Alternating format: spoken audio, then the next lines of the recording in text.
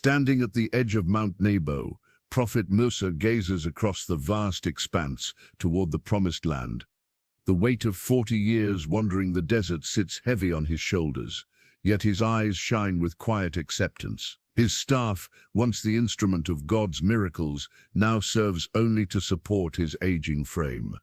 Behind him lies a lifetime of extraordinary trials, confronting Pharaoh, parting the Red Sea, receiving divine revelation atop Mount Sinai. Before him lies Canaan, the land of milk and honey that God has decreed he shall never enter. In these final hours, as the sun casts long shadows across the ancient landscape, Musa contemplates the ultimate test of faith. What thoughts occupy a prophet's mind when he faces his final sunset? What divine wisdom awaits revelation in his last moments on earth? The Egyptian royal pendant hung beneath Musa's simple garments, a silent reminder of a life that now seemed to belong to another man entirely. As he stood on Mount Nebo, memories washed over him like desert winds. "Do you remember?" he whispered to himself. The palace of Pharaoh rose in his mind, gleaming walls, pools of azure water, servants attending to his every need as the adopted grandson of the most powerful man in the world. How strange those memories seemed now, set against the harsh reality of desert life and divine purpose. He recalled the moment that changed everything, seeing an Egyptian taskmaster beating a Hebrew slave mercilessly. Something had awakened inside him that day, a recognition of his true identity that couldn't be silenced by palace comforts. "I didn't understand then," Musa murmured, "that God was already guiding my hands." The taskmaster's death, his flight into exile, years of anonymity in Midian, all stepping stones on a path he couldn't yet see. He remembered the confusion of those early years, the princely education that taught him to read and write, to speak with authority, to understand governance and law. All preparations for a destiny he couldn't have imagined. The Egyptian priests who had tutored him in their ancient wisdom could never have known they were training the very man who would challenge their gods. In the shadow of Mount Nebo, Musa smiled at the divine irony. Pharaoh, raising in his own household the instrument of his downfall. The royal court, educating the very man who would expose their false deities. "Master," the voice of Yusha broke through his reverie. His faithful assistant approached, carrying a water skin. "You've been standing in the sun too long," Yusha said, offering the water. "The elders are concerned." Musa accepted the drink with weathered hands. "How many years has it been since we left Egypt, Yusha?" 40 years, Master. 40 years since the waters parted. And you were just a boy then." Musa studied his successor's face, now lined with its own weathering. A boy who wasn't afraid to believe when others doubted. Yusha looked away, emotion threatening to overcome him. "The people are gathering below. They sense something is different today." Indeed, from their vantage point, they could see the tribes assembling, small figures moving like ants below, setting up the familiar pattern of tents that had been their mobile city for 4 decades. "They know," Musa said quietly, "just as animals sense an approaching storm." "Know what, Master?" Musa didn't answer directly. Instead, he touched the pendant beneath his robe. "I was not always this gray-haired prophet they follow. Once I wore the gold of Egypt and commanded servants with a gesture." "You've told me the stories," Yusha said. "Not all of them." Musa's eyes grew distant. "There were women who sought the prince's favor, banquets that lasted days, hunts in royal preserves where no Hebrew would ever be permitted. I lived as one of them, Yusha, until I could no longer deny what I knew in my heart. That you were born a Hebrew, that I was born for a purpose greater than royal comfort." Musa's hand tightened around his staff. "God prepares us in ways we cannot understand, until later. Every privilege I enjoyed in Pharaoh's house became a weapon in God's hand. My education, my understanding of the Egyptian court, my knowledge of their superstitions and fears." Below them the assembly had grown larger. Elders from each tribe were gathering in a semicircle, looking up expectantly toward where Musa stood. "They're waiting for you," Yusha said. "For final words," Musa nodded. "They sense the end approaching." He straightened himself with effort. "Help me down to them." Time they heard the full story, from beginning to end. As they began their descent toward the waiting congregation, Musa's hand occasionally drifted to the hidden pendant, the last physical connection to that other life, that other man. By tomorrow it would be just another artifact for the people to remember him by. But today, it remained a reminder of how far he had traveled, from palace to prophecy, from prince to prophet, from son of Pharaoh's daughter to servant of the living God. A small vial of sand hung from a leather cord around Musa's neck, nestled beside the Egyptian pendant. As they walked toward the gathering of elders, he touched it briefly, feeling the grains shift beneath the thin glass. "Holy ground," he murmured. "The place where everything changed." Yusha nodded, understanding. Mount Horeb, the burning bush. They paused on a rocky outcrop, and Musa leaned against his staff, gathering strength. The desert stretched before them, vast and unforgiving, yet it had become home. "I was tending Jethro's flocks," Musa began, his voice gaining strength as he spoke. 40 years in Midian had passed. The prince of Egypt had become a simple shepherd, content with his exile, his wife, his sons. "I thought my life would end there among the sheep." He closed his eyes, reliving the moment. "Then I saw it, a bush engulfed in flames that didn't consume it. When I approached, the voice came, 'Remove your sandals, for you stand on holy ground.' In that moment, I knew I stood before the God of our ancestors." Yusha listened intently, though he had heard this story before. There was something different in the telling today, a finality, as if Musa was ensuring this sacred memory would be preserved exactly as it happened. "I was afraid," Musa admitted. "I hid my face." The voice continued, "I have seen the misery of my people in Egypt. I have heard them crying out because of their slave drivers. I am sending you to Pharaoh to bring my people out of Egypt." He shook his head in wonder. "Me, a fugitive, a murderer, a man who had abandoned his people for 40 years, and my response?" A self-deprecating smile crossed his weathered face. "Who am I that I should go to Pharaoh? You didn't believe you were worthy," Yusha observed. "Worse, I tried to refuse God's call," Musa replied. "I told him I was slow of speech, that my tongue stumbled over words. I begged him to send someone else." The vial of sand caught the sunlight as Musa turned. "God gave me a staff, and said it would perform signs. He gave me my brother Harun as a spokesman, but most importantly, he gave me his name. I am who I am." This was not the God of the Egyptians, bound by nature and limitation. This was the one who simply is. Below them more people had gathered, watching their slow descent. Musa paused again to rest. "I asked for a sign, Yusha.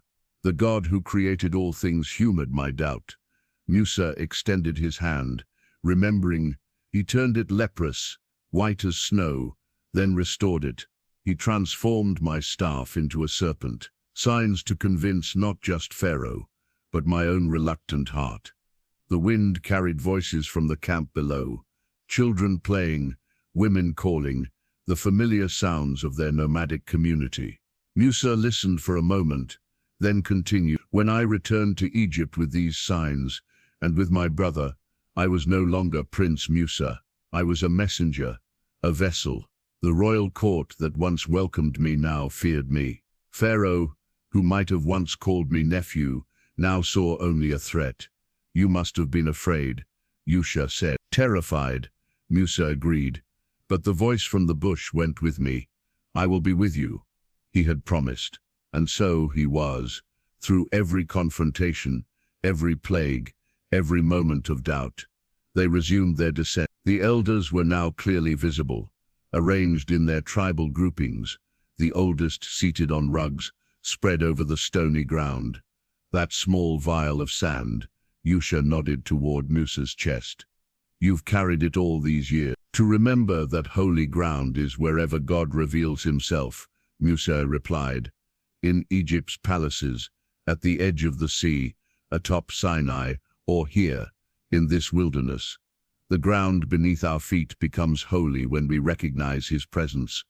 As they neared the assembly, a hush fell over the crowd. Musa straightened, summoning dignity despite his fatigue. The shepherd of Midian, the prince of Egypt, the reluctant prophet, all these identities had merged into the man who now approached his people for what he knew would be the last time. The God who spoke from the bush still speaks, Musa said softly to Yusha. Today, I will help them remember how to listen. From the folds of his robe, Musa withdrew a small object wrapped in cloth.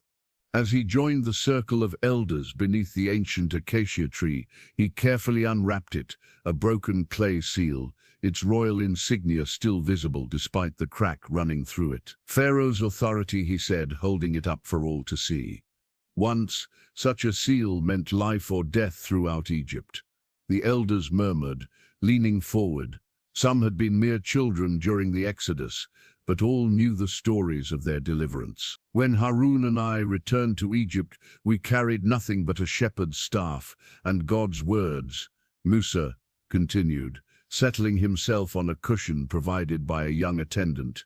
The palace I had once called home now loomed before us as a fortress of oppression. Yusha sat nearby, watching his master closely, noting the subtle changes in his demeanor, how Musa's voice strengthened even as his body seemed to grow more fragile with each passing hour.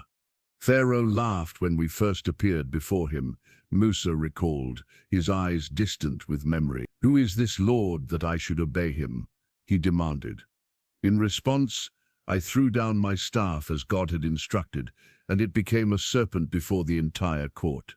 An elder named Caleb, one of the few who had been old enough to witness these events, nodded solemnly. The Egyptian magicians did the same with their secret arts.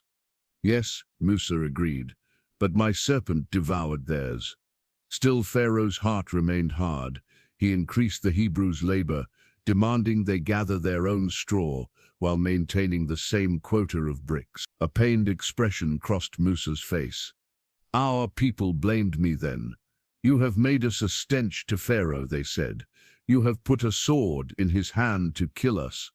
I returned to God in anguish, questioning why he had sent me when it only brought more suffering. The gathering grew silent, each one contemplating the weight of divine purpose and human doubt. Then came the plagues, Musa continued, his fingers tracing the crack in the royal seal.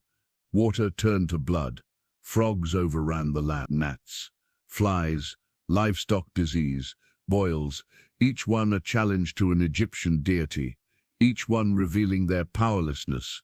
Musa paused, his gaze sweeping across the assembly.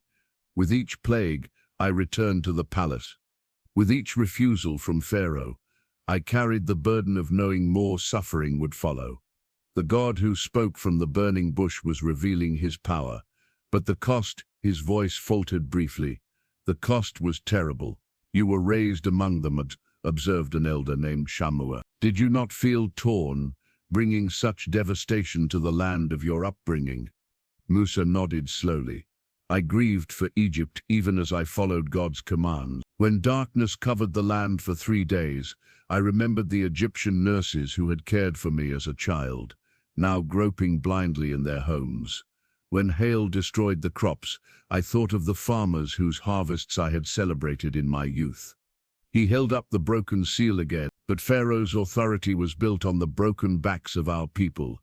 His seal represented not just power, but the power to oppress, to enslave, to kill our male children.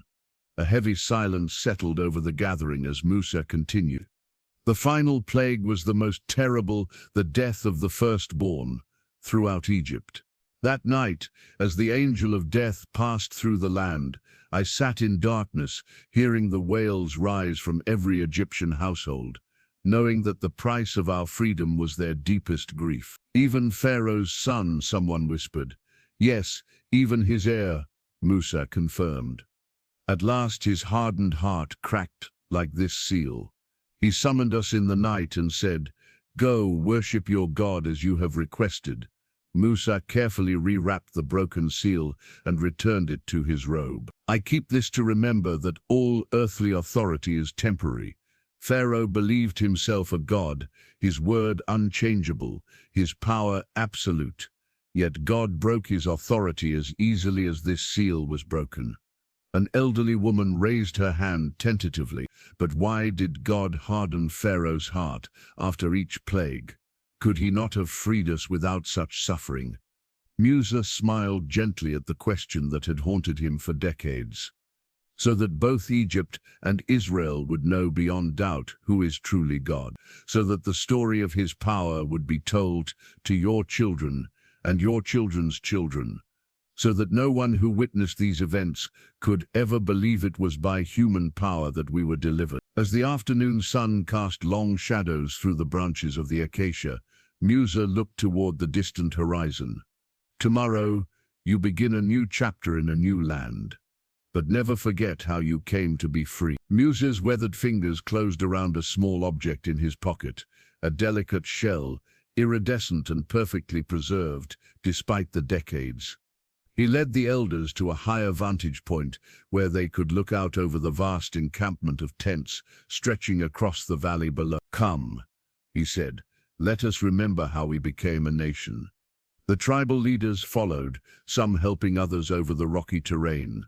When they reached a flat outcropping, Musa paused, gazing eastward as if looking back across time and distance. We left Egypt, not as warriors but as fugitives, he began, his voice carrying on the desert air, laden with gold and silver given by our former masters, driving our livestock before us, carrying children and possessions. God did not lead us by the direct route to Canaan through Philistine territory, for we were not ready for war.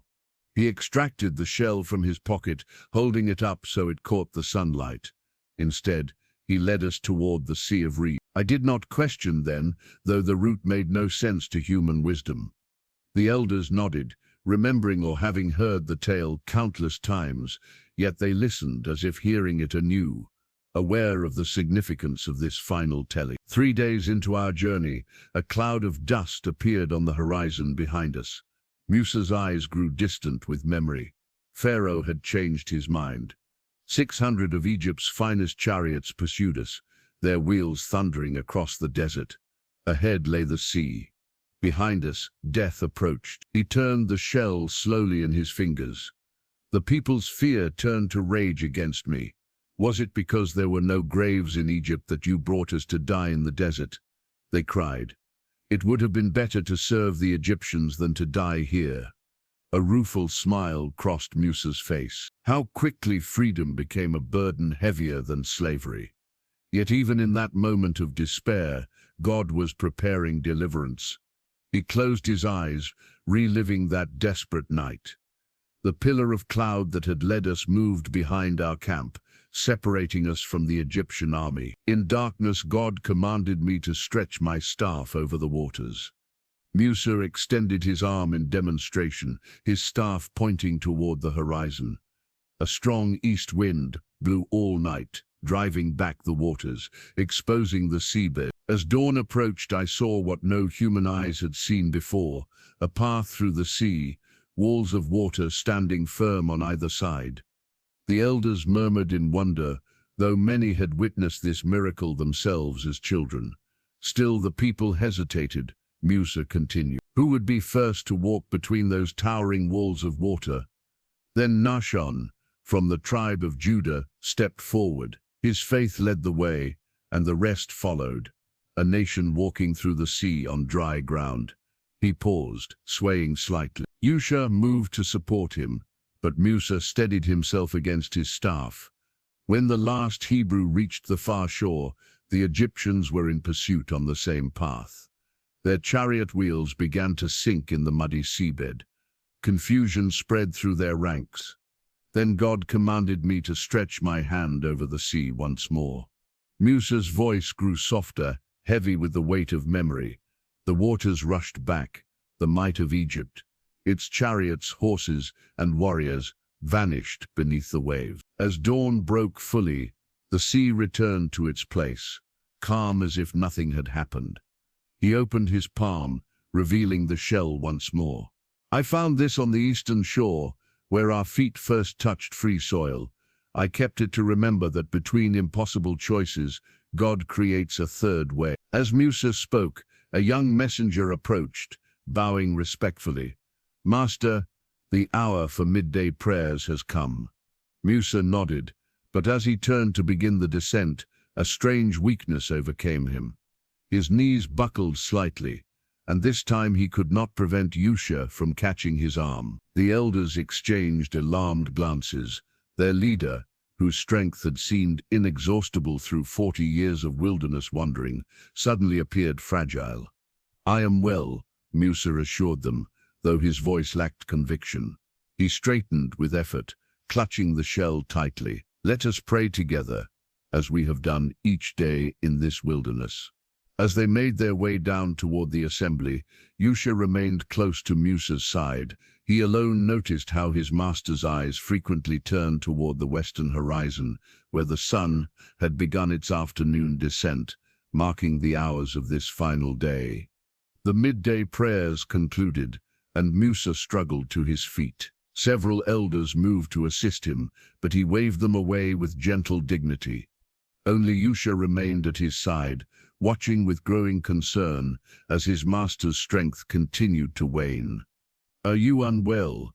someone asked, voicing the question that hung in the air. "I am as God wills me to be," Musa replied, his voice steady despite his body's betrayal. From a small leather pouch at his waist, he withdrew a fragment of stone tablet, its surface inscribed with partial characters in a script no human hand had formed. The crowd fell silent at the sight of this sacred relic. Even those too young to remember understood what they were seeing, a piece of the original tablets of the law. "After we crossed the sea," Musa continued, seating himself on a flat rock overlooking the assembly, "God led us to the foot of Mount Sinai. There he instructed me to ascend the mountain alone." Children were ushered forward to hear better, their eyes wide with wonder as the old prophet spoke. "For 40 days and 40 nights I remained on the mountain," Musa said, his fingers tracing the divine inscription on the stone fragment. "I neither ate bread nor drank water." In that sacred solitude, God revealed his laws and commandments, the foundation of our covenant relationship with him. Musa's eyes grew distant, seeing beyond the present moment. The voice that had spoken from the burning bush now carved words into stone with the same power that had formed the world. "I am the Lord your God, who brought you out of Egypt, out of the house of slavery." He held up the fragment. These tablets were the physical embodiment of God's covenant with us, a nation formed not by common ancestry alone, but by divine purpose and law. An uneasy silence fell as the elders remembered what had happened next. Musa's expression darkened. "While I communed with God on the mountain, receiving his instruction for the tabernacle and priesthood, the people grew restless below. Forgetting their deliverance, they gathered their gold jewelry and fashioned a calf to worship, an idol like those they had seen in Egypt." His voice grew heavy with the memory of that betrayal. God's anger burned against them. "I have seen these people," he told me, "and they are stiff-necked. Now leave me alone so my anger may burn against them and that I may destroy them." A murmur of discomfort rippled through the crowd. Some of the oldest among them had been present that day, participants in that rebellion. "I pleaded for mercy," Musa continued. "I reminded God of his promises to Abraham, Isaac, and Jacob. I appealed to his concern for his reputation among the nations, and in his mercy he relented." Musa's hand tightened around his staff as he recalled what followed. "But when I descended and saw with my own eyes the revelry around that golden idol, my own anger burned. I threw down the tablets God had given me, breaking them at the foot of the mountain." He held up the fragment. "This piece is all that remains of those original tablets, a reminder of how quickly we can turn from deliverance to disobedience." The assembly remained silent, humbled by this difficult memory. "God commanded me to chisel new tablets," Musa said, his voice softening. "He wrote on them the same words as before. But these broken pieces remain to remind us of the fragility of our covenant when we turn from God to idols of our own making. As Musa carefully returned the fragment to its pouch, Yusha noticed a tremor in his hands that hadn't been there before. Their eyes met briefly, and in that moment, Yusha understood what his master had already accepted. This weakness was not passing. It was the beginning of the end. "Yusha," Musa said quietly, "help me to my tent. I must rest before continuing." As they moved slowly away from the assembly, Musa spoke so only Yusha could hear. "My friend, the signs are clear. What God revealed to me is coming to pass. Today is my last day among the living." Yusha's face drained of color. "Master, no, it is God's decree," Musa interrupted gently. "I have known since I struck the rock in anger, instead of speaking to it as commanded. That moment of disobedience sealed my fate. I may see the promised land but never enter it." They reached Musa's tent, set slightly apart from the others. As Yusha helped him to his sleeping mat, the reality he had been denying could no longer be ignored. The greatest prophet Israel had ever known was preparing for his final sunset. Inside his tent, Musa reclined on simple cushions, his breath coming slower now as Yusha hovered nearby, unwilling to leave his master's side. Outside, the camp had grown quiet, as if the entire assembly held its collective breath, waiting. "Bring me the small cedar box," Musa instructed, gesturing toward his few possessions carefully arranged in the corner of the tent. Yusha retrieved a weathered wooden container no larger than a man's palm. Musa took it with reverence, opening it to reveal a small amount of whitish substance, dried and preserved, yet somehow never decaying. "Manna," Yusha whispered. "Yes," Musa confirmed. "The bread from heaven that sustained us for 40 years. I kept this portion as God commanded, to be preserved for generations to come, so they would know how the Lord fed us in the wilderness." He closed his eyes, remembering how they complained in those early days of freedom. "If only we had died by the Lord's hand in Egypt," they cried. "There we sat around pots of meat and ate all the food we wanted. But you have brought us out into this desert to starve us to death." A faint smile crossed the prophet's face. Their memories of Egypt grew more favorable with each passing day of hardship. They forgot the lash of the taskmaster and remembered only the leeks and onions. Yusha nodded. "I was just a boy then, but I remember awakening to find the ground covered with thin flakes like frost." "What is it?" they asked. Musa recalled. "Manhu in our tongue," the question becoming the name itself. Manna. Each morning God's provision appeared with the dew. Each family gathered what they needed, no more, no less. Those who gathered too much found it bred worms and began to smell. Yet on the 6th day, they gathered twice as much, and it remained fresh for the Sabbath. He ran his fingers along the rim of the small container. For 40 years this miracle repeated itself without fail, a daily reminder of God's faithfulness and the foolishness of our worry. Musa's voice grew heavier. Yet even with food falling from heaven, they quarreled. "Give us water to drink," they demanded at Rephidim. "Why did you bring us up out of Egypt, to make us and our children and livestock die of thirst?" He looked up at Yusha, pain evident in his eyes. "They were ready to stone me, their deliverer. In my distress I cried out to the Lord, 'What am I to do with these people?'" Yusha settled beside his master. "And God instructed you to strike the rock at Horeb." "Yes," Musa said. Water gushed forth from solid stone, another miracle barely appreciated. His hand moved to his staff, gripping it tightly. But years later, at Kadesh, when they quarreled again about water, his voice faltered. "You struck the rock when God had commanded you only to speak to it," Yusha finished quietly. Musa nodded, grief etching deeper lines in his weathered face. One moment of anger and frustrated pride. "Listen, you rebels, must we bring you water out of this rock, as if it were by my power or Aaron's that water could flow from stone?" In that moment I failed to uphold God's holiness among the people. He looked toward the tent opening, where light filtered through, creating patterns on the earthen floor. That is why I stand here today, able to see the promised land but never to enter it. That moment of disobedience sealed my fate. It seems a harsh judgment for a single mistake, Yusha ventured. More is required of those who stand before God on behalf of others. Musa replied without bitterness. The people's eyes were upon us. In my anger, I misrepresented the God who had been patient with their constant grumbling. He carefully closed the manna container, handing it back to Yusha. Keep this safe.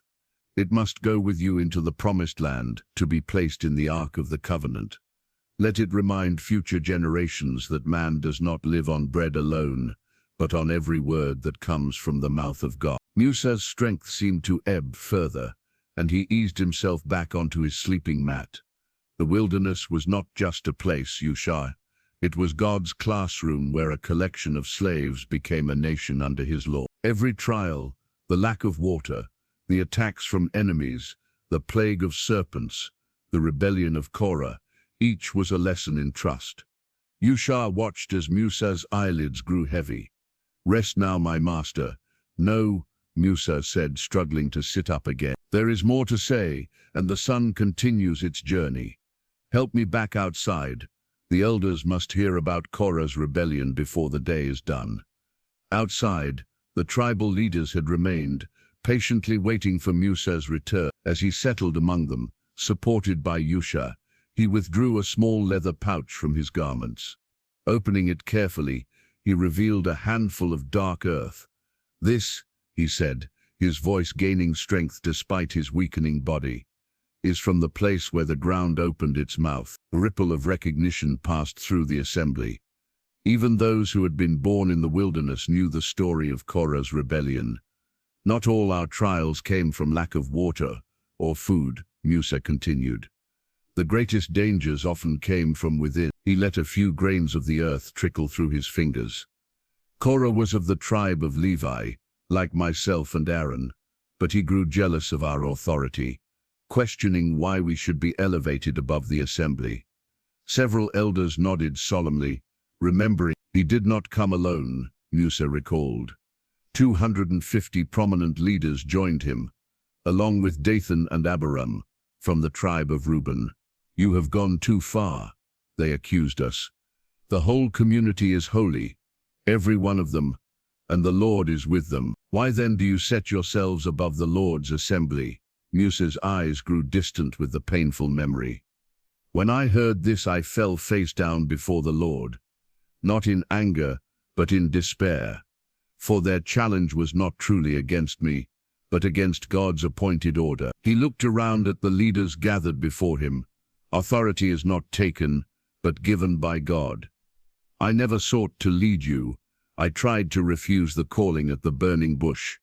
But once God appoints, who are we to oppose? The afternoon sun cast long shadows as Musa continued.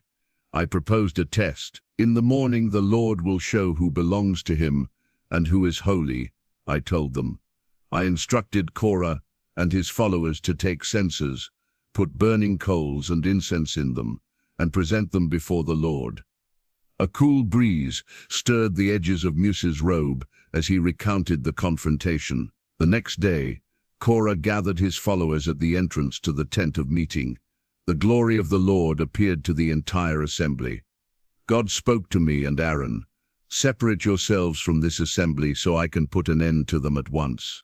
Musa's voice broke slightly. Again I fell face down, pleading for mercy. "O God," I cried, "the God who gives breath to all living things, will you be angry with the entire assembly when only one man sins?" He gathered the earth back into the pouch with reverent care. I warned the assembly to move away from the tents of Korah, Dathan, and Abiram. And then I spoke the most terrible words of my life. "This is how you will know that the Lord has sent me to do all these things, and that it was not my idea. If these men die a natural death and suffer the fate of all mankind, then the Lord has not sent me. But if the Lord brings about something totally new, and the earth opens its mouth and swallows them with everything that belongs to them, and they go down alive into the realm of the dead, then you will know that these men have treated the Lord with contempt." The tribal leaders sat in solemn silence as Musa continued. "As soon as I finished speaking, the ground beneath them split apart. The earth opened its mouth and swallowed them and their households. They went down alive into the realm of the dead, with everything they owned. At the same time, fire came from the Lord and consumed the 250 men who were offering incense. He tied the pouch and held it up. I keep this earth to remember the terrible price of rebellion against God's appointed order, not to glorify my own position, but to remind myself of the weight of leadership and the consequences when God's people divide against themselves." Musa looked each tribal leader in the eye. "When I am gone, you must maintain unity. There will be challenges enough from outside enemies without fighting among yourselves. Remember that your strength lies in your covenant with God and with each other." He turned to one leader in particular. "Zelophehad left no sons, only daughters. Ensure that they receive their father's inheritance as I have instructed. Let this be an example of justice that considers the vulnerable." To another, he said, "The boundaries between tribal lands must be respected. Let no tribe encroach upon another's inheritance." As the sun continued its westward journey, Musa's voice grew more urgent. "Leadership is service, not privilege. When you enter the land, remember that you govern on God's behalf, not your own." Musa gestured toward the distant mountains, visible on the horizon beyond the Jordan River. "Let us move where we can see the land that awaits you." With Yusha's support, he slowly led the gathering to a higher vantage point. From a wooden box carried by an attendant, Musa withdrew a remarkable object, a cluster of preserved grapes, their skins wrinkled but still maintaining their original shape, suspended from a wooden pole that required 2 men to carry it. 40 years ago, Musa said, holding up this relic, I selected 12 men, one from each tribe, to explore the land God had promised us. Go up through the Negev, I instructed them, and on into the hill country. See what the land is like, and whether the people who live there are strong or weak, few or many. Yusha's expression changed, memory etching itself across his features. He had been among those 12. They were gone 40 days, Musa continued, traveling throughout the land from the desert of Zin, as far as Rehob, toward Lebo Hamath. When they returned, they brought evidence of the land's abundance, pomegranates, figs, and this cluster of grapes, so large it had to be carried on a pole between 2 men. The tribal leaders murmured in anticipation. Many had been children when this occurred, too young to understand what happened next. We went into the land to which you sent us, they reported. Musa recalled. It does flow with milk and honey. Here is its fruit. His voice darkened. But then came the word that destroyed their faith. But, he looked directly at Yusha. 10 of the spies continued. The people who live there are powerful, and the cities are fortified and very large. We even saw descendants of Anak there. The Amalekites live in the Negev. The Hittites, Jebusites, and Amorites live in the hill country, and the Canaanites live near the sea. Musa's gaze swept across the assembly. Fear spread through the camp like fire. Only Caleb stood before the people and silenced them. We should go up and take possession of the land, he declared, for we can certainly do it. Yusha nodded, remembering his own role. I joined my voice with Caleb's. Yes, Musa acknowledged. Only you and Caleb trusted God's promise above what your eyes had seen. The other 10 persisted. We can't attack those people. They are stronger than we are. The land devours those living in it. All the people we saw there are of great size. We seemed like grasshoppers in our own eyes, and we looked the same to them. Musa's hand tightened around his staff. That night, the whole community raised their voices and wept aloud. If only we had died in Egypt, they cried, or in this wilderness. Why is the Lord bringing us to this land only to let us fall by the sword? Our wives and children will be taken as plunder. Wouldn't it be better for us to go back to Egypt? He looked toward the promised land, his expression a mixture of longing and acceptance. They even discussed choosing a new leader to take them back to slavery. After all God had done, the plagues, the parting of the sea, manna from heaven, water from rock, Their faith collapsed before the challenge ahead. Musa carefully returned the preserved cluster to its box. Once again I fell face down before the assembly. Yusha and Caleb tore their clothes and pleaded, "The land we passed through is exceedingly good. If the Lord is pleased with us, he will lead us into that land, a land flowing with milk and honey, and will give it to us. Only do not rebel against the Lord, and do not be afraid of the people of the land, because we will devour them. Their protection is gone, but the Lord is with us." A shadow passed over Musa's face. The assembly talked of stoning them. Then the glory of the Lord appeared at the tent of meeting, and God's judgment was pronounced. "Not one of you will enter the land I swore with uplifted hand to make your home, except Caleb and Yusha. As for your children that you said would be taken as plunder, I will bring them in to enjoy the land you have rejected. But as for you, your bodies will fall in this wilderness." He gazed across the vast camp below, filled with a new generation. 40 years, 1 year for each of the 40 days you explored the land. Your children will suffer for your unfaithfulness, carrying the consequences of your faithlessness until the last of your bodies lies in the wilderness. Musa turned to Yusha, placing a hand on his shoulder. "Now, only you and Caleb remain from that generation. The fulfillment of God's promise and judgment stands before us. You will lead them where I cannot go." As the afternoon deepened, Musa asked to be seated on cushions at a spot with a clear view of the distant promised land. His breathing had grown more labored, though his eyes remained clear and focused. From beneath his robe, he withdrew a silver amulet on a leather cord, delicate Midianite craftsmanship, etched with symbols unfamiliar to most of the Israelites. "Zapparas," he said softly, running his thumb over the worn silver. "My wife gave me this on our wedding day." The assembly grew quiet. Musa rarely spoke of his personal life, his role as prophet and leader, always taking precedence over his identity as husband and father. "I was 40 years old when I fled Egypt," he began, his voice growing contemplative. "A fugitive with blood on my hands, I found refuge in Midian with Jethro, a priest who took me in and gave me his daughter in marriage. For 40 years I lived as a shepherd, husband and father, my grand education in Pharaoh's court seemingly wasted as I tended flocks in the wilderness." He smiled faintly at the memory. Zipporah was strong, a desert woman who knew hardship and beauty in equal measure. "When God called me back to Egypt, she did not complain, though she knew the danger. She packed our belongings, gathered our sons, and followed me toward uncertainty." Musa's fingers traced the intricate patterns on the amulet. "Yet the path God set before me demanded sacrifice, not just from me but from those I loved most. After the incident at the lodging place, when our son's circumcision became a matter of life and death, I sent them back to Midian for safety. I did not see my family again until after the Exodus, when Jethro brought them to me at the mountain of God."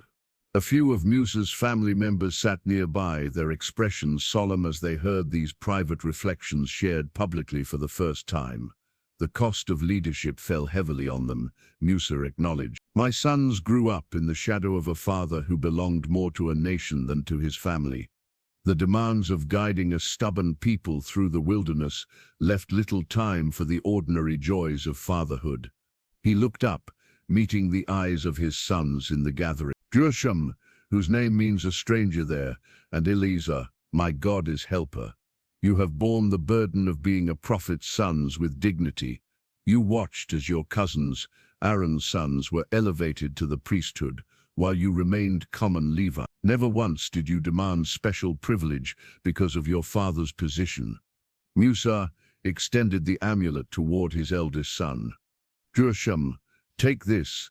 Let it remind you of your mother's strength and the heritage that flows through your veins, not just Hebrew, but Midianite as well. 2 peoples, 2 traditions united in you."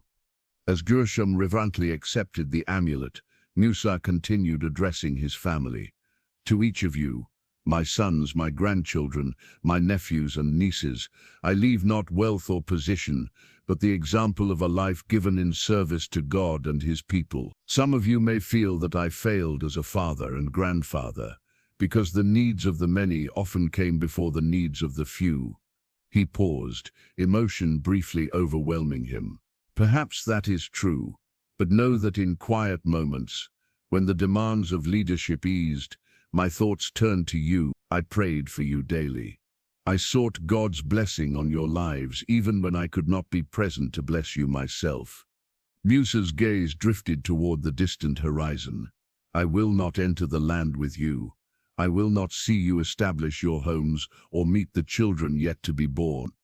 This is the final cost of my disobedience at the waters of Meribah. But you will go in. You will inherit what was promised. And when your children ask about the God who brought you out of Egypt, tell them not just of parted waters and manna from heaven, but of a God who uses imperfect vessels for his perfect purposes. He gestured toward Yusha. When I am gone, look to him. He has been like a son to me in many ways, faithful when others doubted, steadfast when others wavered. Follow his leadership as you have followed mine. The sun cast long shadows now, and Musa's voice grew more urgent. The day grows short, and there is more to share. But remember this, the greatest legacy I leave is not the law written on stone, but the revelation that God desires relationship with his people.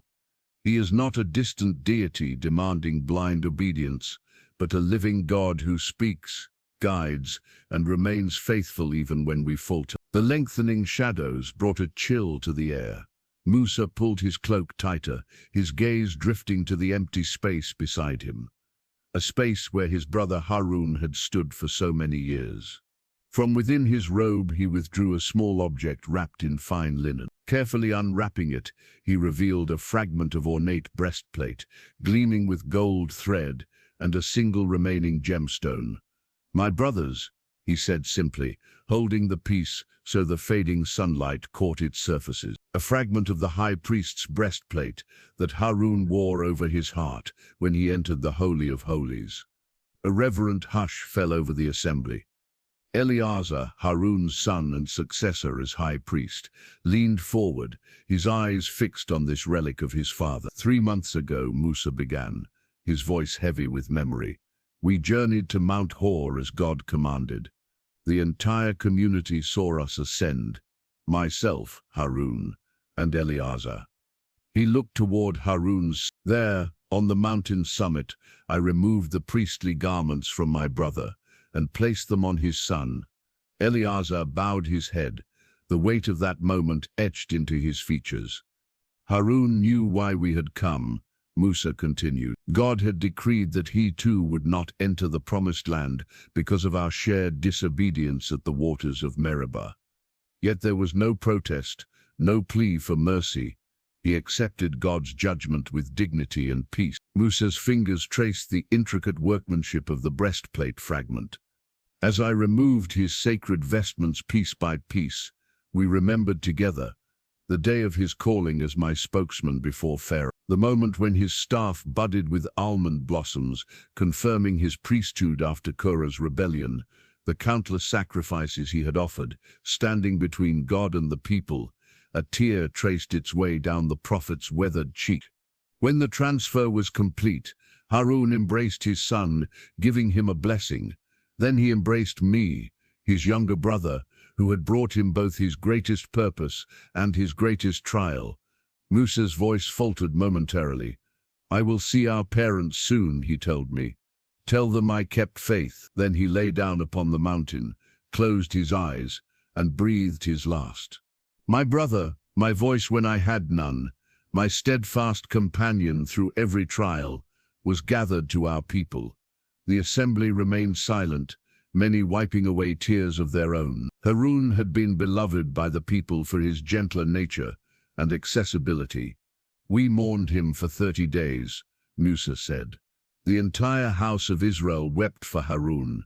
Yet even in grief, we had to continue our journey. The people still needed leadership. The mission remained unfinished. He looked down at the breastplate fragment in his palm. I kept this piece that had broken away to remember the bond between us, prophet and priest, brothers in blood and purpose. We complemented each other. Where I was harsh, he was gentle. Where I was hesitant, he was confident. Where I withdrew from the people in frustration, he drew near to them in compassion. Musa turned to Eleazar. Your father's absence these past months has been a wound that does not heal.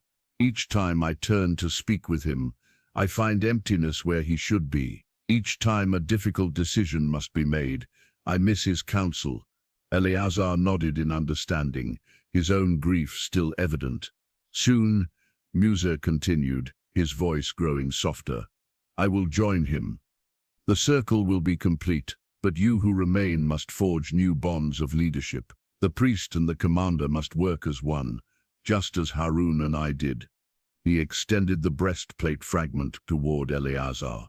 Keep this with the whole breastplate, as a reminder that even in brokenness, holiness remains.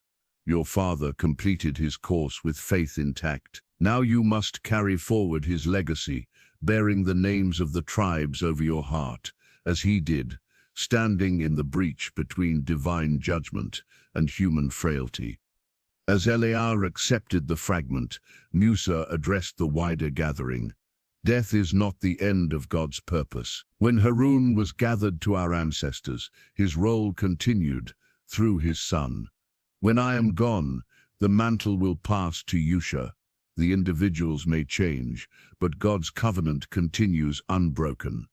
He looked toward the setting sun, its light now turning the western sky to gold and crimson. My brother waits for me now, among our ancestors. But before I join him, there is more you must hear, about the battles that secured your place at the threshold of promise, about the dangers that still lie ahead. As the gathering continued, several military leaders joined the assembly. They approached with reverence, bringing with them a small wooden chest. At Musa's nod, they opened it to reveal a battered crown of gold, its once proud form now dented and tarnished, yet still bearing the unmistakable craftsmanship of the Amorites. The crown of Sihon, Musa announced, lifting it carefully. King of the Amorites, who refused us peaceful passage through his land. The military captains straightened, pride evident in their bearing. Many had distinguished themselves in the battles Musa was about to recount. Our path to this place was not won by negotiation alone, Musa began. As we neared the end of our 40 years of wandering, we sent messengers to Sihon, king of Heshbon, with words of peace. Let us pass through your country. We will stay on the main road. We will not turn aside into any field or vineyard. We will not drink water from any well. We will travel along the king's highway until we have passed through your territory. Musa turned the crown slowly in his hands, its dull metal catching the fading light. Sihon not only refused our request, but mobilized his entire army and marched out into the wilderness to attack us at Jahaz. It was our first true test as warriors rather than wanderers.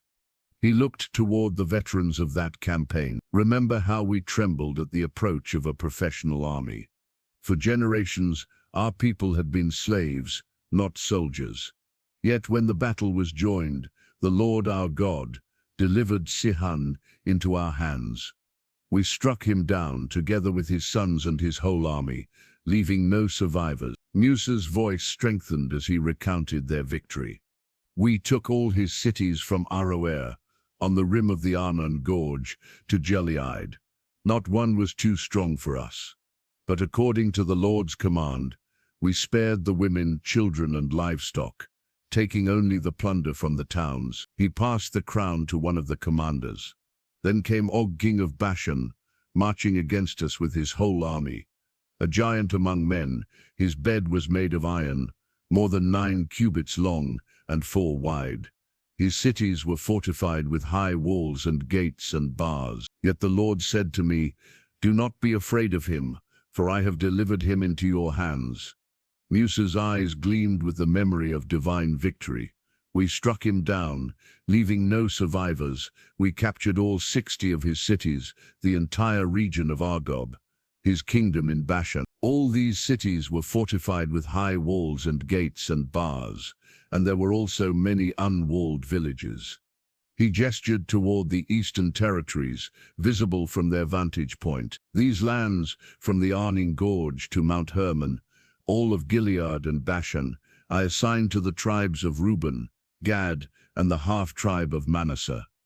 Land conquered by their valor, yet given by God's promise. Musa's expression grew serious as he addressed the leaders of these tribes. You requested this land for your livestock, and I granted it with one condition. Your fighting men must cross the Jordan armed, ahead of your fellow Israelites, until they too have received their inheritance. Only then may you return to the land I have given you. The tribal leaders nodded solemnly, confirming their commitment. These victories, Musa continued, were not won by our strength alone. The same God who parted the sea fought alongside us. Never forget this balance. We must act with courage and skill, yet always understand that victory comes from the Lord. He turned to Yusha, placing a hand on his shoulder. The battles ahead will be even greater. The peoples of Canaan have heard what we did to Sihon, and some will surrender without a fight. Others will resist, with every weapon at their disposal, led with both wisdom and strength. To the gathered military leaders, he gave specific instructions. When you lay siege to a city, offer terms of peace first. If they accept and open their gates, they shall serve you through labor. If they refuse and make war, then when the Lord gives them into your hand, strike down every man, but spare the women, children, and livestock. This is the law of warfare I leave with you. Musa's expression darkened. But with the peoples of the land you are to inherit, the judgment must be complete. Their practices are abominable in the Lord's sight. If you spare them, they will become barbs in your eyes and thorns in your sides, leading you into the very idolatry that caused your fathers to wander 40 years in this wilderness. As twilight approached, Musa's expression grew grave. He gestured toward the women and children in the gathering. There are matters we must discuss that are not for all ears, he said quietly. Let the little ones return to their tents, and any who wish not to hear of our darkest hour. After the families had departed, Musa withdrew a small object wrapped in cloth from a pouch. Unwrapping it carefully, he revealed a small figurine, a Midianite idol of Baal Peor, its features crude yet unmistakable. I keep this, he said, his voice hardening, not as a talisman but as a warning. This small thing nearly destroyed us when all of Pharaoh's armies could not. The elders shifted uncomfortably. The incident at Baal Peor remained a painful memory, one many preferred not to revisit. We had defeated Sihon and Og, Musa continued. We were encamped in the plains of Moab, across the Jordan from Jericho, poised at the very threshold of the Promised Land. Balak, king of Moab, had failed to curse us through the prophet Balaam. Victory seemed assured. Musa's knuckles whitened as he gripped the idol. But what enemies could not accomplish through force or sorcery, they achieved through seduction. The Moabite and Midianite women came into our camp, inviting our men to their sacrificial feasts. His voice grew heavy with remembered grief. Our men ate their food, bowed down to their gods, and took their women. They yoked themselves to Baal Peor through sacred prostitution, believing they could worship both the Lord and these pagan deities. Phinehas, grandson of Aaron, sat straighter as Musa continued. His role in this story was well known.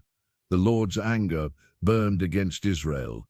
Musa said, a plague broke out in the camp, and people began to die by the thousands. I commanded the judges of Israel, each of you must put to death those of your people who have yoked themselves to Baal Peor. Musa's eyes closed briefly, the pain of memory evident. Even as we gathered to weep at the entrance to the tent of meeting, an Israelite man brazenly brought a Midianite woman into his tent, in the sight of me and the whole assembly. He nodded toward Phinehas. When Phinehas, son of Eliah, saw this, he took a spear, followed the man into his tent, and drove the spear through both of them. Only then did the plague against the Israelites stop, but not before 24,000 had died. The assembly sat in somber silence, the weight of that catastrophe still felt years later. "What I have never spoken of," Musa said, his voice dropping to near a whisper, "is my own failure in that moment." Shock rippled through the gathering. Even Yusha looked up in surprise. "When the seduction began," Musa confessed, "I hesitated.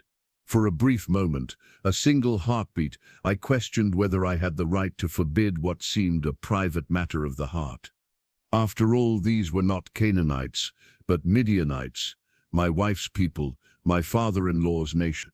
He held up the idol, its grotesque features catching the fading light.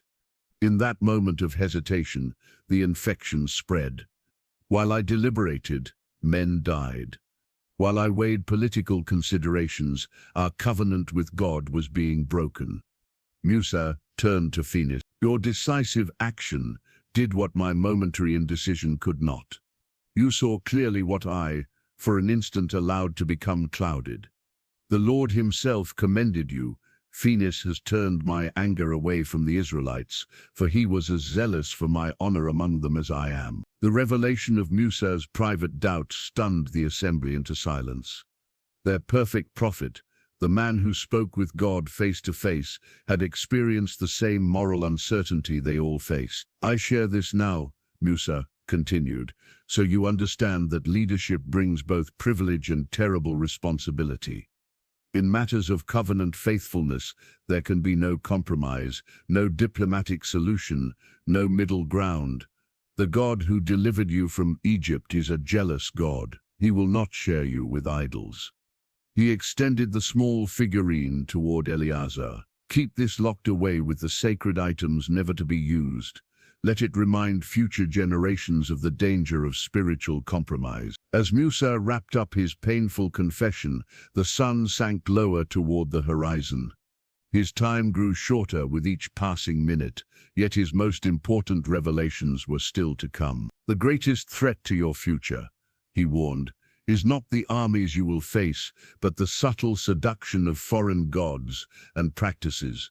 Guard your hearts as vigilantly as you guard your borders." The sun hung low on the horizon now, casting golden light across the assembly. Musa's strength seemed to ebb and flow like a tide, but his purpose remained unwavering. He gestured to an attendant, who brought forward an ornate horn filled with sacred anointing oil, its surface etched with ancient symbols. "The time has come," Musa announced, his voice carrying across the now silent gathering. "God has shown me who will lead you when I am gone." A palpable tension filled the air. Though many had suspected, none had heard the official declaration of succession. "Yusha, son of Nun," Musa called, extending his hand. "Come forward." Yusha approached slowly, his expression a mixture of reluctance and resolution. For decades he had served as Musa's assistant, standing in his shadow, learning from his wisdom. Now he stood before the great prophet, as the eyes of all Israel watched. "No," Yusha whispered, audible only to Musa, "I cannot replace you. The people need you." "Not me," Musa replied softly.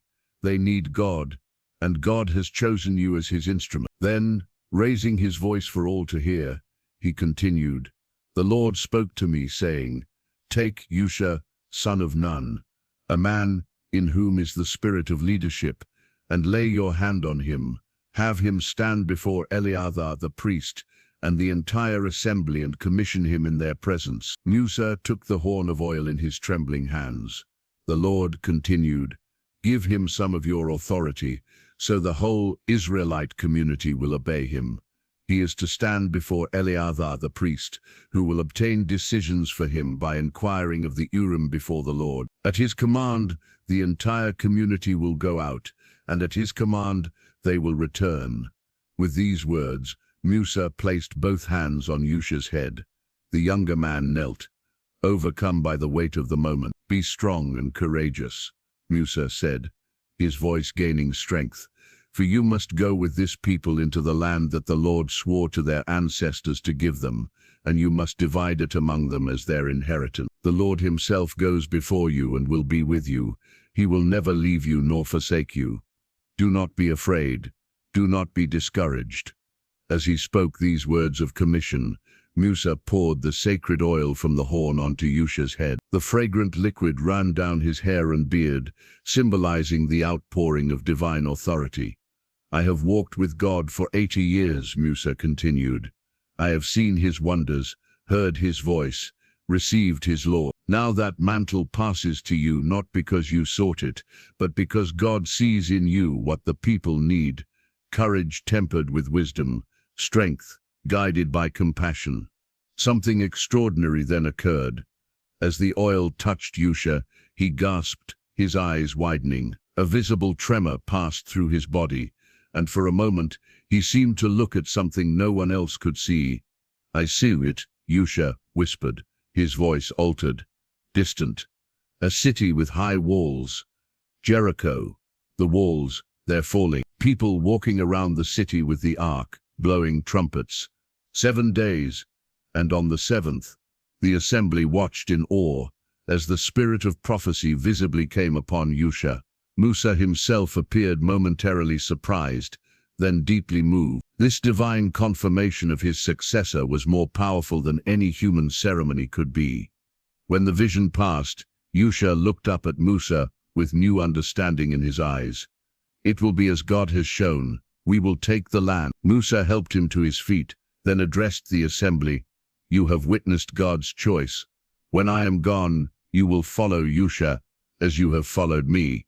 The God who parted the sea before us will make a way where there seems to be no way." To Yusha, he added specific instructions. "Begin the crossing at Gilgal. Circumcise the men born in the wilderness who have not received the covenant sign. Celebrate Passover on the plains of Jericho. Eat the produce of the land, and the manna will cease. When you face Jericho, follow precisely the instructions God will give you, no matter how strange they may seem to human wisdom." As the sacred oil dried on Yusha's head, a visible change came over him, a new authority in his bearing, a steadiness in his gaze. The assembly recognized this transformation, and murmurs of acceptance and approval spread through the crowd. "My inability to enter the land," Musa concluded, "is not punishment but divine purpose. Yusha will lead you in battle as I led you in the wilderness." Different seasons require different leaders. This is God's wisdom, not his judgment.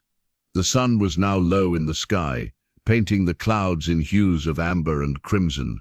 Musa gestured to the priests, who approached bearing a large scroll case made of acacia wood and covered in fine leather. "Bring forth the law," he commanded, his voice carrying across the hushed assembly. With reverent care, the priests removed the scrolls, the completed Torah, written partly by Musa's own hand, containing all the instructions, histories, and covenants that had defined Israel's relationship with God. "I am 120 years old today," Musa announced, his hands gently touching the parchment.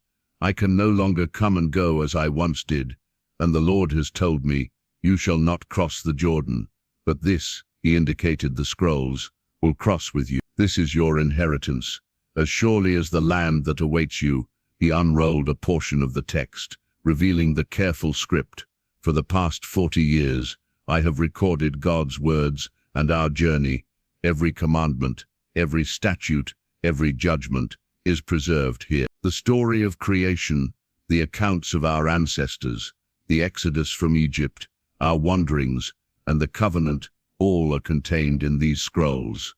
Musa turned to the priests. "Take the book of the law and place it beside the ark of the covenant of the Lord your God. There it will remain as a witness against the people, for I know how rebellious and stiff-necked they are." To Eleazar and the Levites, he gave specific instructions. At the end of every 7 years, in the year for canceling debts, during the Festival of Tabernacles, when all Israel comes to appear before the Lord at the place he will choose, you shall read this law before them in their hearing. Assemble the people, men, women, and children, and the foreigners residing in your towns, so they can listen and learn to fear the Lord your God and follow carefully all the words of this law. Musa's gaze swept across the gathering. These are not just words on parchment. They are life itself. They are the terms of your covenant relationship with the living God. Keep them, and you will prosper in the land. Neglect them, and you will surely perish from it. He outlined the system of cities of refuge, where those who killed accidentally could flee for protection. He detailed the inheritance laws, ensuring that daughters could inherit when there were no sons.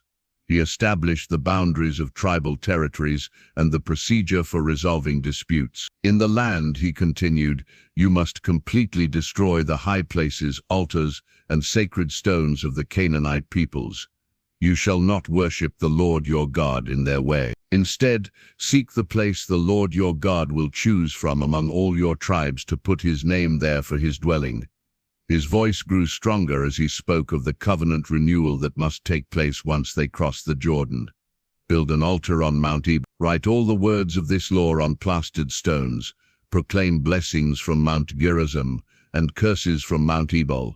Then, with startling clarity, Musa spoke of Israel's future apostasy and restoration. I know that after my death you are sure to become utterly corrupt and to turn from the way I have commanded you.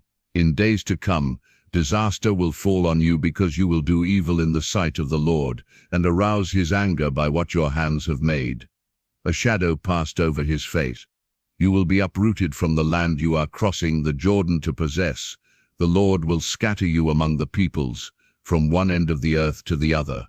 But his prophecy did not end in judgment. When all these blessings and curses I have set before you come on you, and you take them to heart, wherever the Lord your God disperses you among the nations, then the Lord your God will restore your fortunes and have compassion on you and gather you again from all the nations where he scattered you. Musa carefully rolled the scrolls and returned them to the priest. Heaven and earth are witnesses against you today that I have set before you life and death, blessings and curses. Now choose life, so that you and your children may live and that you may love the Lord your God. Listen to his voice and hold fast to him. As the priest secured the sacred texts, Musa added, there is one more thing. I have written a song that the Lord has given me, words that will help you remember both the covenant and the consequences of breaking it. Darkness had fallen. Torches were lit around the assembly, casting flickering shadows across the solemn faces. From among the Levites, a musician approached, bearing a small silver harp, its delicate frame gleaming in the firelight. This was crafted in Egypt, Musa explained as the instrument was placed in his hands. I carried it through the Red Sea, though I rarely found occasion to play during our wilderness years. His fingers, though weathered and aged, moved across the strings with surprising dexterity, drawing forth a haunting melody that silenced even the night insects. The Lord has given me a song, Musa continued, his voice gaining strength. Not for entertainment, but for remembrance. When future generations forget who delivered them from bondage, these words will testify against them. Wise, Musa helped Musa to his feet. Despite his weakness, the prophet seemed to draw new energy from some unseen source. He stood tall, framed by torchlight, his shadow stretching long behind him. Listen, you heavens, and I will speak, he began, his voice ringing out clear and strong. Hear, you earth, the words of my mouth. Let my teaching fall like rain, and my words descend like dew, like showers on new grass, like abundant rain on tender plants. The melody from the silver harp underscored his words, played now by a Levite, as Musa raised his hands toward the star-filled sky. I will proclaim the name of the Lord. O praise the greatness of our God. He is the rock. His works are perfect, and all his ways are just. A faithful God who does no wrong, upright and just is he. His voice took on a sorrowful tone as the song continued, recounting Israel's future corruption. They are corrupt, and not his children. To their shame they are a warped and crooked generation. Is this the way you repay the Lord, you foolish and unwise people? Is he not your Father, your Creator, who made you and formed you." The assembly listened in stunned silence as Musa prophesied their future betrayal. "You deserted the rock, who fathered you. You forgot the God who gave you birth." The Lord saw this and rejected them because he was angered by his sons and daughters. Several elders bowed their heads in shame, though the events Musa described had not yet occurred. The song continued, its melody shifting from mournful to ominous, as it detailed God's coming judgment. "I will heap calamities on them and spend my arrows against them. I will send wasting famine against them, consuming pestilence and deadly plague." Then unexpectedly, the tune transformed again, offering glimpses of mercy amid judgment. "See now that I myself am he. There is no God besides me. I put to death, and I bring to life. I have wounded and I will heal, and no one can deliver out of my hand." As the song progressed, the people began to join in on repeated refrains, their voices merging with Musa's, in a powerful chorus that echoed across the valley. This was no mere performance, but a sacred transmission, the embedding of divine warning and promise into the collective memory of a nation. When Musa reached the song's climax, his eyes seemed to see beyond the present moment, beyond even the promised land before them, to some distant future. "Rejoice, you nations, with his people, for he will avenge the blood of his servants. He will take vengeance on his enemies and make atonement for his land and people." The final notes of the harp faded into the night air. Musa stood silent for a moment, his face illuminated by torchlight, his expression both triumphant and sorrowful. "Write down these words," he instructed the scribes, who sat ready with their materials. "Teach them to your children. Let this song be on their lips when they rise and when they sleep, when they go out and when they come in." He turned to the musicians, set it to instruments. "Ensure the exact melody is preserved. For in days to come, when many have forgotten the law, these words will still be sung. Then the people have abandoned the covenant. This song will remind them of their heritage and their hope." The silver harp was returned to Musa's hands. He held it briefly, then offered it to the chief musician. "Keep this with the sacred implement. Let it be played only when this song is performed in its entirety, as a testimony to all generations." As the assembly absorbed the prophetic words they had just heard, Musa looked toward the eastern horizon. Hours remained before dawn would bring his final day to a close, and there was still more to share. Blessings for each tribe that would shape their destinies in the land of promise. Under the full moon's silver light, Musa called for a special arrangement of stone. 12 gemstones were brought forward on a ceremonial cloth, each one unique in color and character, carefully positioned to mirror the formation in which the tribes would camp in the promised land. "Before the sun rises on my final day," Musa announced, his voice carrying in the night stillness, "I must bless each tribe as Jacob blessed his sons before his death. These blessings are not merely wishes, but prophecies, glimpses of what God has ordained for your future." The tribal leaders gathered closer, each anxious to hear what destiny awaited their descendants. Musa touched the first stone, a ruby representing Reuben. "Reuben, you are my firstborn, my might, the first sign of my strength, excelling in honor, excelling in power." His voice softened, turbulent as the waters. "You will no longer excel, for you went up onto your father's bed, onto my couch, and defiled it." The Reubenites bowed their heads, bearing the weight of their ancestors' transgression. Moving to a deep green stone, Musa continued, "About Simeon, let his family be few, for the violence of their swords. Their anger is fierce, and their fury cruel. For Levi, represented by an emerald, his tone changed. The Lord's portion is his people, Jacob his allotted inheritance. Your Thummim and Urim belong to your faithful servant. He watches over his covenant and teaches Jacob his precepts."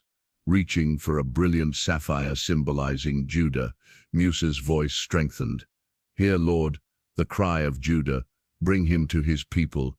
With his own hands, he defends his cause. Oh, be his help against his foes." In these words lay hidden the future kingship that would emerge from this tribe. For Zebulun, marked by a white moonstone, rejoice, Zebulun, in your going out, in your tents by the seashore, where you will engage in maritime trade. For Issachar, a deep amber stone. Issachar is a raw-boned donkey lying down among the sheep pens.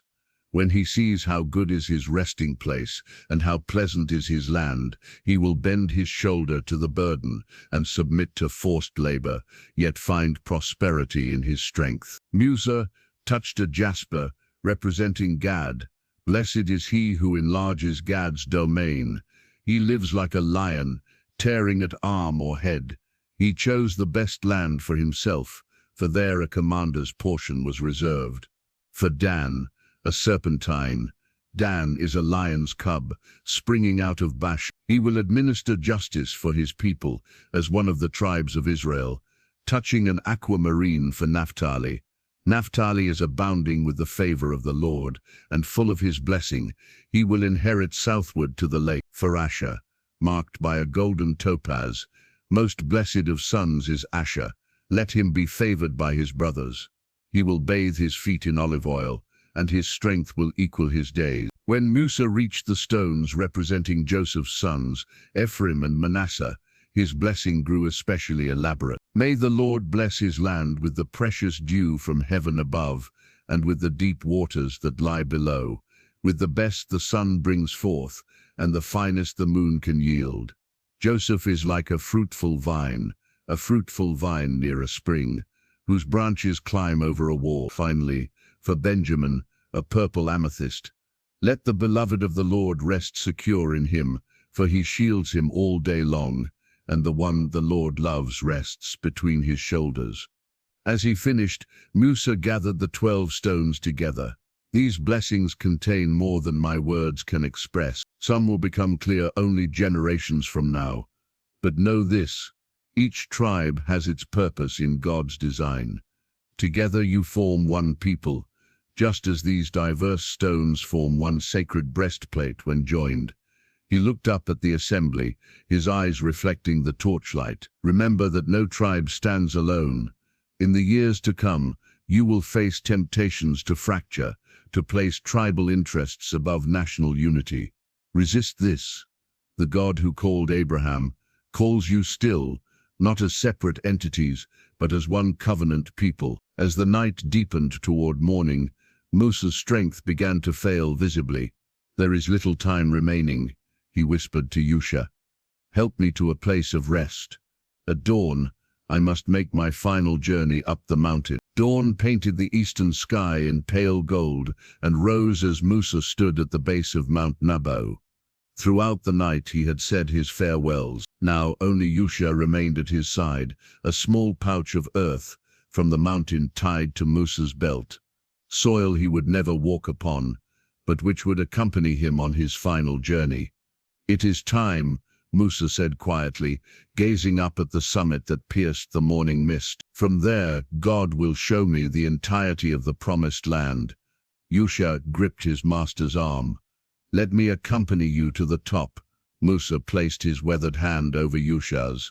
No, my son, this final climb I must make alone.